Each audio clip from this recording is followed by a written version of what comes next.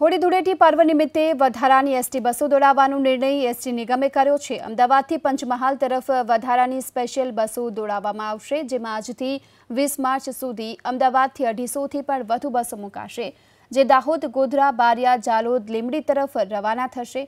હાલના આગોતરા આયોજનના ભાગરૂપે રૂટીન સંચાલન સિવાય 17 માર્ચે વધારાની 75 બસોને સ્ટેન્ડ 2 રખાશે। મુસાફરોના ધસારાને જોતા જો વધારાની બસો મૂકવાની જરૂરિયાત જણાશે તો તેની પણ વ્યવસ્થા થશે।